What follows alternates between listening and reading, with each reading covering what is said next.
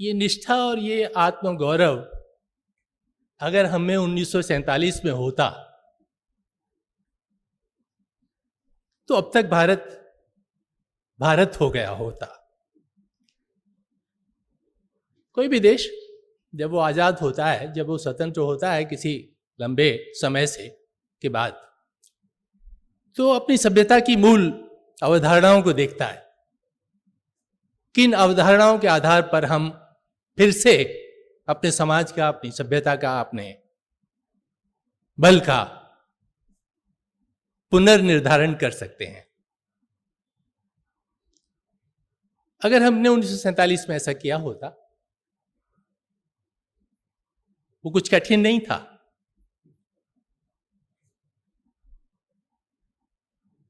मैं अयोध्या के संदर्भ में इसका उल्लेख कर रहा हूं। देश के अपनी सभ्यता के 4 केंद्र ऐसे हैं जिनके माध्यम से आप चाहें तो पूरी सभ्यता को व्याख्यात कर सकते हैं। उनमें से एक काशी है, एक अयोध्या है, एक मथुरा है और एक उज्जैनी है। आप जरा इन चारों शब्दों पर, इनके नामों पर ध्यान दीजिए। काशी यानी जो प्रकाशित करे, और आप जानते हैं कि हमारी स्मृति जहां तक जाती है तब से काशी आत्म साधना की नगरी है। वेद व्यास वहां हुए, तुलसीदास जी ने वहां अपने रामचरितमानस को लिखा, और शायद जो भी हमारी सभ्यता का, हमारे ज्ञान का उत्कर्ष होगा, जब आदिशंकर को अपने मत की स्थापना करनी थी तो वो काशी आए। तो जो भी हमारे ज्ञान का उत्कर्ष होगा उसका संबंध काशी से अवश्य होगा। तो काशी आत्म साधना की नगरी है, और काशी ने ये विज्ञापित किया कि हम जो कुछ भी सोचें, जो कुछ भी करें, अगर वो अंततः हमको निश्रेयस की तरफ नहीं ले जाता तो वो शास्त्र नहीं है, वो ज्ञान नहीं है। तो ये काशी थी जिसने हमारी सभ्यता को एक तरह से व्याख्यात किया। अयोध्या ने दूसरी तरह से व्याख्यात किया। अयोध्या ने कहा, अयोध्या के माध्यम से हमारे ऋषियों ने और हमारे पराक्रमी राजाओं ने कहा कि देखो, हमारा राज्य ऐसा हो जो नीति में इतना ऊंचा हो कि कोई उससे लड़ने का साहस न कर सके, और पराक्रम में इतना ऊंचा हो कि कोई उससे लड़ने की हिम्मत न कर सके। तो ये दूसरी नगरी जो हमारी सभ्यता को व्याख्यात करती है। तीसरी नगरी मथुरा का मूल नाम मधुरा है, जो बौद्ध साहित्य में अपने मूल रूप में विद्यमान है। ये काशी सत्य की साधना की जगह है, अयोध्या शौर्य की साधना की जगह है, तो मथुरा समृद्धि की साधना की जगह है। लेकिन समृद्धि की मर्यादा क्या है? दीक्षित जी अपने भाषण में तुलसीदास जी के उस पद का उल्लेख कर रहे थे कि रामचंद्र जी का राम राज्य का वर्णन करते हुए तुलसीदास जी ने कहा है, राम प्रताप विषमता खोई। तो मधुरा का अर्थ ही है कि हमारी संपन्नता ऐसी हो, हमारी समृद्धि ऐसी हो जो हमारे समाज में माधुर्य का, समरसता का प्रादुर्भाव करे। तो ये तीसरा, माने हमारी सभ्यता का जो तीसरा गुण है, जो तीसरा अवयव है, वो मथुरा है। चौथा अवयव उज्जैनी। आप जरा इस शब्द पर ध्यान दीजिए, जो जय की ओर ले जाए, उज्जयनी, जो जय की ओर ले जाए। तो ये 4 ऐसी मान्यताएं हैं जिनकी तरफ अगर हमने पीछे मुड़कर देखा होता, 1947 में देखा होता, तो हमको अपने सभ्यता के स्वरूप का भान हो गया होता। तो ये बात मैंने लल्लू सिंह जी के साहस की प्रशंसा के लिए ही कही। मैं अब आज के विषय पर आता हूं।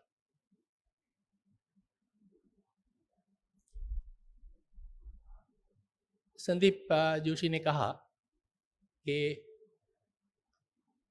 आधुनिक समय में स्वराज्य का सबसे पहले उल्लेख स्वामी दयानंद जी ने किया। असल में स्वराज्य पर बोलने से पहले ये जो आज का विषय है, स्वराज्य और सुराज में क्या संबंध है, दीक्षित जी ने कहा कि वो शायद एक दूसरे के पर्याय ही हैं।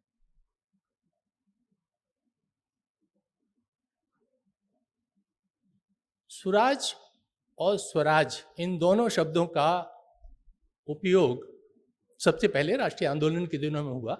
महात्मा गांधी ने स्वराज शब्द का उपयोग किया और देश के साधारण लोगों ने जब वो स्वराज कहते थे तो वो सुराज कहकर स्वराज कहते थे, तो वो सुराज उच्चारण भेद से, स्वराज उच्चारण भेद से लोगों के कहने में सुराज के रूप में आया।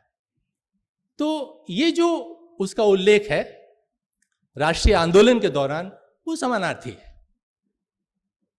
वो एक ही अर्थ में है, केवल उच्चारण भेद है। स्वराज का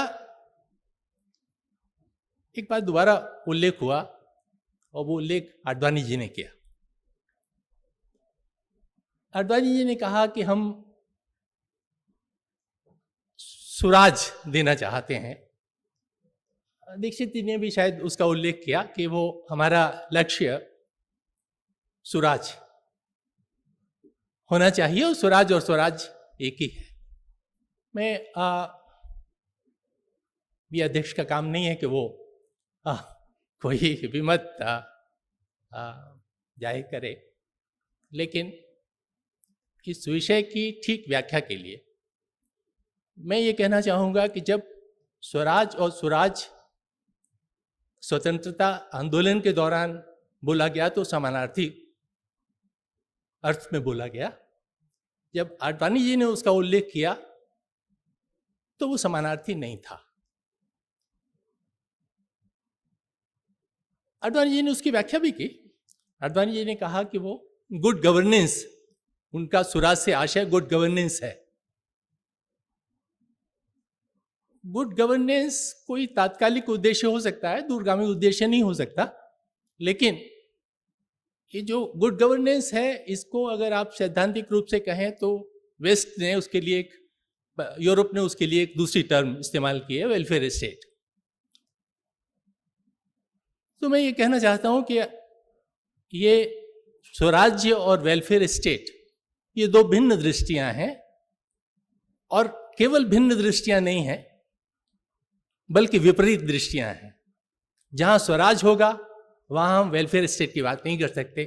जब हम वेलफेयर स्टेट की बात कर रहे होंगे तो हम स्वराज्य की बात नहीं कर सकते। उसका कारण यह है कि स्वराज्य हमेशा समाज केंद्रित होता है और वेलफेयर स्टेट हमेशा स्टेट केंद्रित होती है। जहां समाज नहीं है, स्टेट है, वहां वेलफेयर स्टेट है, और जहां समाज है और राज्य उसका अंग है, वहां स्वराज। स्वराज का सबसे पहले वेद में उसका उल्लेख है। महात्मा गांधी जी ने इसको बार बार कहा कि स्वराज को हमने, स्वराज एक वैदिक शब्द है, ये गांधी जी के शब्द हैं। मैं नहीं जानता कि कितने लोग ये बात जानते होंगे कि जैसे हमारे यहाँ राम कथा की परंपरा रही है कि कोई भी बड़ा कवि तब तक बड़ा कवि नहीं माना जाता जब तक वो राम कथा को फिर से न कह दे। कालिदास को भी कहना पड़ा था रघुवंशम लिखकर। तो ये लंबी परंपरा रही है कि जब तक आप राम कथा को, वो साहित्य की पीठिका है, साहित्य उस पर खड़ा होता है, उसमें जो संवेदनाएं हैं राम कथा में, साहित्य उस पर खड़ा होता है। इसलिए जो राम कथा दोबारा न कहे वो साहित्यकार नहीं माना जाता था। आप ये देखिए कि ये इस हद तक रहा कि जब कबीरदास जी ने अपने दोहों का संग्रह किया तो उसका नाम रमैनी रखा। आपने देखा होगा कि कबीरदास जी के संग्रह का नाम रमैनी है, रामायण है। तो जैसे ये रामकथा की परंपरा है, वैसे ही शास्त्रीय चिंतन में ये परंपरा रही है कि जब तक आप स्वराज्य सिद्धि नाम का कोई ग्रंथ नहीं लिख लेंगे तब तक आप शास्त्रीय चिंतन में निष्णात नहीं माने जाएंगे। आप देखेंगे बहुत बहुत लंबी परंपरा है ये, और जितने आचार्य आए हैं उनमें से अधिकांश ने फिर नए सिरे से स्वराज्य सिद्धि लिखी, और स्वराज्य सिद्धि का अर्थ होता है आत्मसिद्धि।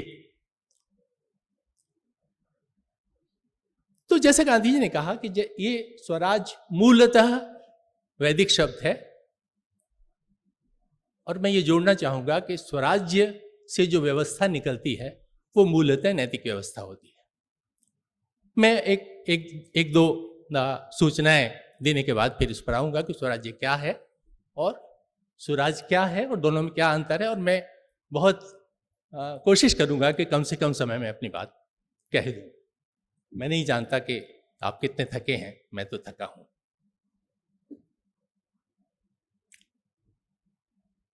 स्वराज का विशद जिस अर्थ में हम उसका इस्तेमाल करते हैं या जिस अर्थ में उसकी ध्वनि हमारे मन में आती है, उसका उपयोग महाभारत में हुआ है, शांति पर्व में हुआ है। शांति पर्व में भीष्म युधिष्ठिर को समझाते हैं। युधिष्ठिर उनसे पूछते हैं कि सबसे अच्छी व्यवस्था कौन सी है, सबसे अच्छी शासन की व्यवस्था, राज्य की व्यवस्था कौन सी है।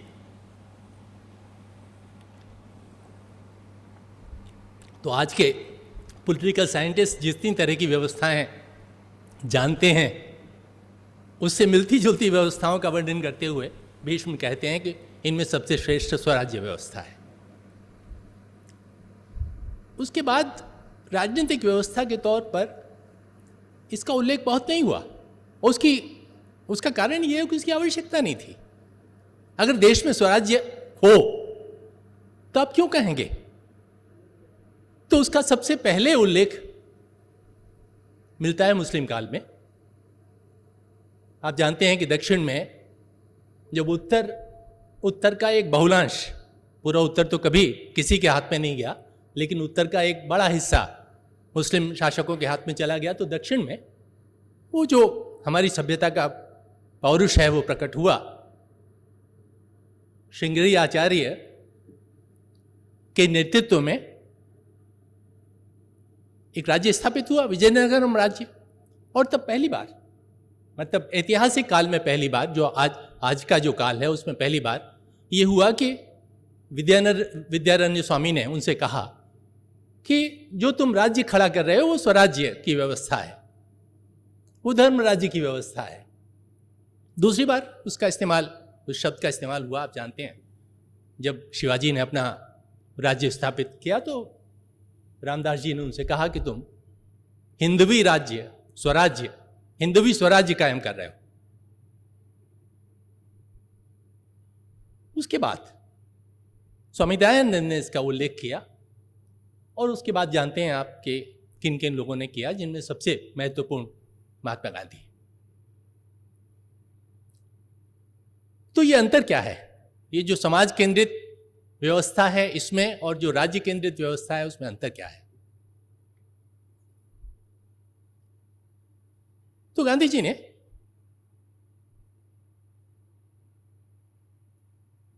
ने कहा कि स्वराज्य, ये कहते हुए कि वो एक वैदिक शब्द है, उन्होंने कहा कि स्वराज्य की व्यवस्थाएं नैतिक व्यवस्थाएं होती हैं। ये समझाना बड़ा मुश्किल है। आज मैं दिल्ली विश्वविद्यालय में जब पढ़ाता था तो जो लोग सब माने भारत को भी जानते हैं, विदेश को, बाहर के लोगों को भी जानते हैं, उनको मुझे जो हमारे मूल शब्द हैं उनको समझाना मुश्किल होता था। मैं आपको 3 शब्द बताता हूं अभी। माने नैतिक, हमने ये मान लिया है किसी भ्रम के कारण कि ये जो नैतिक व्यवस्थाएं हैं ये व्यक्ति के लिए हैं, और ये जो भौतिक व्यवस्थाएं हैं वो बल की व्यवस्थाएं हैं और वो राज्य के लिए हैं या समाज के लिए हैं, और हमारा जो अभिप्रेय है, जो हमें प्राप्त करना है, वो भौतिक बल प्राप्त करना है, और वो भौतिक बल नैतिक बल से प्राप्त नहीं किया जा सकता। ये हमने किसी अंधविश्वास में मान लिया है। देखिए, स्वराज्य स्वतंत्र लोगों को ही प्राप्त हो सकता है, और आप इन 3 शब्दों पर ध्यान दीजिए, स्वराज, स्वतंत्र और स्वामी। ये स्वामी कौन है? ये स्वामी क्या है?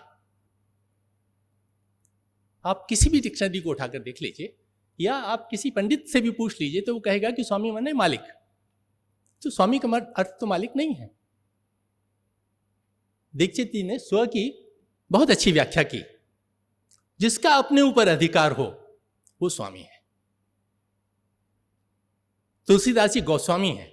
गो माने इंद्रिय, जो अपनी इंद्रियों पर नियंत्रण करता हो वो गोस्वामी है।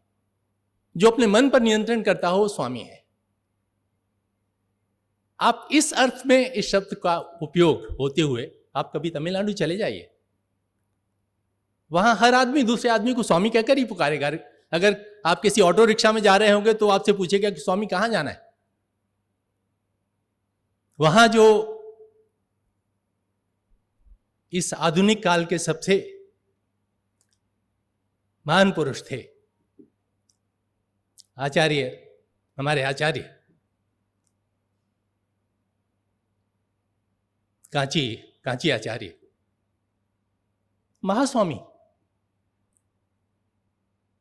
तो ये स्वामी यानी जिसका अपने ऊपर अधिकार हो, जिसका अपने ऊपर नियंत्रण हो, वो स्वामी है। जिसने अपनी आत्मा को सिद्ध कर लिया हो, आत्म सिद्धि कर ली हो, वो स्वराज में है, उसे स्वराज प्राप्त हुआ। जो अपने तंत्र में है वो स्वतंत्र है। आप देखिए, ये जो मतलब अभी हम बहुत थ्योरेटिकल बात करते ही नहीं है। लिबरलिज्म का क्या मतलब हुआ? लिबरलिज्म लिबर्टी से बना है, और लिबर्टी माने आप उसको अगर उसके लिए हिंदी में शब्द कहेंगे तो वो होगा स्वेच्छाचारी, जो ये मानता हो कि जो मेरी इच्छा है मुझे उसके अनुसार कुछ भी करने का अधिकार है। और आप पाएंगे कि आज हमारे डिस्कोर्स में, हमारे पब्लिक डिस्कोर्स में ये बात पता नहीं कितनी गहराई से बैठाई जा रही है कि अगर हम ये पहनना चाहते हैं तो हमारा अधिकार है हम ये पहनने, हम ये खाना चाहते हैं ये हमारा अधिकार है हम खाएं, हम ये करना चाहते हैं ये हमारा अधिकार है। ऐसा कोई शब्द माने फ्री का कोई समानांतर आपको भारतीय सभ्यता में नहीं मिलेगा। उसके लिए जो शब्द इस्तेमाल होता है स्वतंत्र, उसका अर्थ है जो अपने अनुशासन में हो, जो अपने तंत्र में हो, जिसकी अपनी नैतिक मर्यादाएं हों, जो अपनी नैतिक मर्यादाओं में वो स्वतंत्र है। तो मैं इसकी बहुत व्याख्या में नहीं जाऊंगा, लेकिन ये जो आत्महीनता हमें बैठ गई कि जो व्यवस्थाएं, गांधी जी ने जब ये कहा कि मेरे जो राजनीतिक विचार हैं वो सब नैतिक विचार हैं, तो अंग्रेजों ने उनसे पूछा कि पॉलिटिक्स में नैतिकता कहां से आ गई? ये पॉलिटिक्स अलग चीज है, नैतिकता अलग चीज है, वो आपकी व्यक्तिगत हो सकती है, लेकिन पॉलिटिक्स तो पॉलिटिकल आइडियाज से चलेगी, और पॉलिटिकल आइडियाज तो उनका जो मूल मंत्र है वो बल है, वो जो आपको विजय दिला दे वो मान्य है। तो ये बात हमारे मन में कहीं बैठ गई है। मतलब जब मैं दिल्ली विश्वविद्यालय में पढ़ने गया 1964 में, मुझे अपने परिवार से आत्मगौरव मिला था, आत्मगौरव की भावना मिली थी। मैंने अपने माता से, अपने पिता से ये सीखा था, अपनी सभ्यता का गौरव, और अपने परिवार का, अपने कुल का, अपने समाज का, अपने गांव का, अपने देश का, अपनी जाति का, ये गौरव मैंने अपने परिवार से सीखा था। तो जब मैं पढ़ने गया और मैंने कहा कि हम जो सभ्यता रच रहे हैं, मैं इकोनॉमिक्स ऑनर्स का छात्र था और दिल्ली के सबसे अच्छे कॉलेज में था, हिंदू कॉलेज में, तो मैंने कहा कि हम अपनी सभ्यता को समझे बिना भारत को उन्नत नहीं बना सकते। तो उन्होंने कहा कि अगर तुमको अपनी सभ्यता पर इतना विश्वास है, अपनी सभ्यता के मानकों पर इतना विश्वास है, तो ये बताओ कि हम हार कैसे गए। और आप पाएंगे कि अधिकांश लोगों के मन में ये हीन भावना बैठ गई है कि हम हार गए। मुझे शायद 10 बरस लगा होगा ये समझने में कि क्या सचमुच हम हार गए। आप पाएंगे कि जिन नैतिक मानदंडों पर, जिन स्वराज्य के मानदंडों पर हमने, असल में स्वराज नैतिक व्यवस्थाओं से चलता है, नैतिक व्यवस्थाओं से ही समाज का निर्माण होता है। जहां नैतिक व्यवस्थाएं नहीं है वहां समाज का निर्माण होगा ही नहीं। यूरोप में कभी कोई समाज नहीं था। वो मैं अकेले मैं नहीं कह रहा, ये अभी जब ये उसकी प्राइम मिनिस्टर थी, क्या नाम था, ब्रिटेन की, मार्गरेट चैटर्जी ने कहा था और सार्वजनिक रूप से कहा था कि ये यूरोप में तो कभी कोई समाज नहीं रहा। There was no society in Europe. Society का मतलब, समाज का मतलब होता है जिसमें लोग परस्पर कर्तव्यों में बंधे हुए हों। पिता का पुत्र के प्रति कर्तव्य है, पुत्र का पिता के प्रति कर्तव्य है, हमारा गांव के प्रति कर्तव्य है, गांव के समाज का हमारे प्रति, सब एक दूसरे से कर्तव्य में बंधे हुए हैं, वो समाज। और ये कर्तव्य क्या है, क्या करना है, क्या नहीं करना। तो ये क्या करना है, नहीं करना, इस पर हमारी सामाजिक व्यवस्था, हमारी राजनीतिक व्यवस्था पूरी की पूरी खड़ी हुई थी। उसका एक सिरा परिवार था, कुल था, जाति थी, गांव था, जनपद था, देश था, राज्य था, अनंत संप्रदाय थे, श्रेणियां थीं। इन सब में नियमन होता था, इन सब में यह तय होता था कि क्या उचित है, क्या अनुचित है।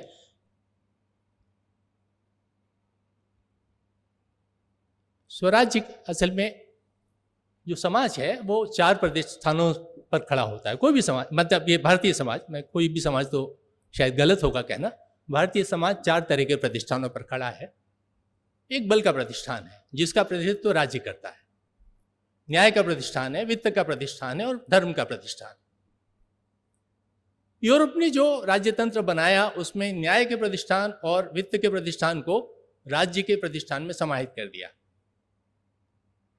वो राज्य क्या है, माने आपने ये पढ़ा होगा कि राजा लॉ गिवर है और देश की सारी संपत्तियों पर राजा का अधिकार है। ये माने एक स्टैंडर्ड व्याख्या है, लेकिन आप ये क्या है, ये क्या होता है, इसका क्या फलित हो सकता है, मैं आपको एक बहुत छोटे किस्से से समझाने की कोशिश करूंगा। मैं हाइडेलबर्ग में था, अपने किसी मित्र के यहाँ बैठा हुआ था, वो वहां की सोशलिस्ट पार्टी के जिला अध्यक्ष थे।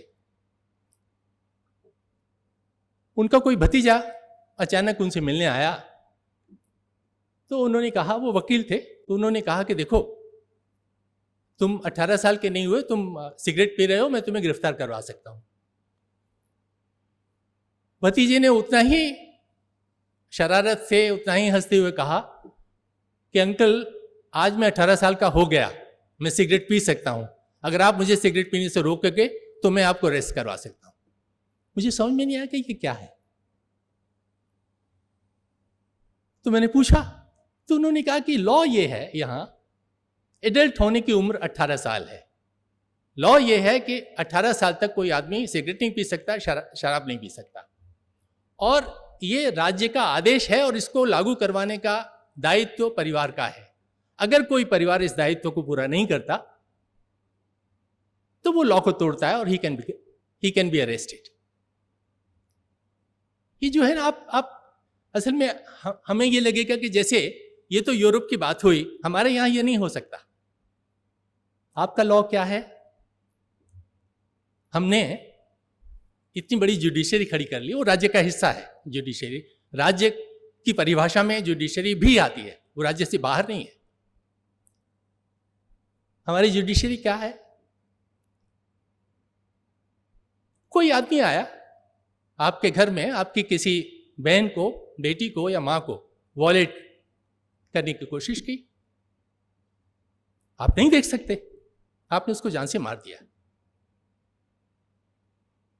लॉ कहता है कि आपने उसे जान से मारकर अपराध किया। ये जो न्याय है, न्याय आंतरिक चीज है। आप ये विवेक की उचित क्या है, अनुचित क्या है, अपराध क्या है, क्या अपराध नहीं है, इसका अंतिम साक्ष्य अंतःकरण है। अगर वो एक्सटर्नल हो जाए तो वो लॉ होता है। और भारत में ये मीमांसा की मान्यता थी, बहुत पुरानी मान्यता थी दर्शन की, कि धर्म का विवेचन कैसे हो। तो उन्होंने कहा कि धर्म का विवेचन देश काल में ही हो सकता है, देश काल के बाहर नहीं हो सकता। इसलिए नियम कोई बाहर से नहीं बना सकता, नियम हमेशा पंचायत बनाएगी, और पंचायत भी नियम तब बनाएगी जब उसको सर्वानुमति होगी, उसके बिना कोई नियम नहीं बना सकते। तो आप देखिए, परिवार में नियम बनते थे, कुल में नियम बनते थे। कुलाचार हमारे यहाँ सबसे ऊंचा जो कुलाचार है वो असल है। रघुपति रीति सदा चली आई, प्राण जाए चाहे वचन न जाई, ये जो आदर्श वाक्य है ये कुलाचार से निकला है। तो कुलाचार सबसे ऊंची चीज थी। इसी तरह से ग्राम में, जनपद में, जहां भी कुछ क्रिया होती है वहां उसके लिए नियम बनते हैं, और वो नियम बनाने का अधिकार और दायित्व उन्हीं का है। राजा लॉ गिवर नहीं है, भारत में राजा लॉ गिवर नहीं है। तो हमने एक ऐसी व्यवस्था बना ली जिसमें न्याय की पीठ और वित्त की पीठ दोनों राज्य में समाहित हैं। राज्य तय करेगा, पूरे देश का टैक्स सबसे पहले सेंट्रल गवर्नमेंट के पास आएगा और फिर वहां से वो विभाजित होगा। इससे ज्यादा इनएफिशिएंट व्यवस्था कोई हो नहीं सकती। ये जो वित्त पीठ है वो भी समाज का है, उसकी व्यवस्था भी समाज में होनी चाहिए। मैं आपको एक छोटा सा किस्सा बता के ये बात खत्म करता हूं। ये धर्मपाल जी जिनसे हमने बहुत कुछ सीखा, वो पंचायतों पर एक अध्ययन कर रहे थे और ग्वालियर के पास कहीं किसी पंचायत के वो कागज वगैरह देख रहे थे। तो उन्होंने कहा कि बाकी सब कागज तो तुम्हारे मैंने देख लिए, लेकिन ये जो तालाब बनाया है उसके कागज नहीं मिले मुझे, वो कहाँ है? तो गांव वाले ने कहा कि वो तो हमारा तालाब है, वो तो हमने आपस में सब लोगों से पैसा इकट्ठा करके बनवाया है, उसके कागज इसमें क्यों होंगे? तो ये जो सामूहिक पुरुषार्थ से जो काम हुए वो स्वराज्य के अंतर्गत थे। ये स्वराज्य है। मैं छोड़ देता हूं, बहुत विस्तार में इसके नहीं जाऊंगा। 2-3 बातें मैं सिर्फ जो स्वराज, जो गुड गवर्नेंस है, जो वेलफेयर स्टेट है, उसके बारे में कहूंगा और अपनी बात खत्म करूंगा। असल में हम राजा को और राज्य को, उसका स्वरूप यूरोप में कैसा है ये ठीक से जानते नहीं है। यूरोप में राजा ही लॉ गिवर है, राजा सब संपत्तियों का स्वामी है। और आप जिस डेमोक्रेसी को का बहुत गौरवगान करते हैं, ये देखिए यूरोप में वोट का अधिकार बाद में मिला। पहले राज्य ने अधिकार अपने पास रख लिया 1914 से पहले महायुद्ध से पहले, कि राज्य को, हर आदमी को सेना में जबरन भर्ती करने का अधिकार है। और उसके पीछे तर्क यही था कि राज्य आपके जीवन और मृत्यु दोनों का निर्धारक है, स्वामी है, उस अर्थ में स्वामी, lord of the life and property. तो ये डेमोक्रेसी में हुआ ये सिर्फ कि उन्होंने राजा को राज्य को मिला लिया। हमारे यहां राजा राज्य का मुख है। राजा कोई बहुत असाधारण माने सत्ता का संग्रह नहीं है। उस केंद्रीय व्यवस्था को, उस सेंट्रलाइज सिस्टम को हमने अपने यहां लागू कर लिया। उसे निकलना है, निकल जाएंगे, ऐसा नहीं है। मैं कोई बहुत निराशावादी नहीं हूं, वो निकल जाएंगे। मैं अगले, ये सेल्फ प्राइड अब हम में आया है,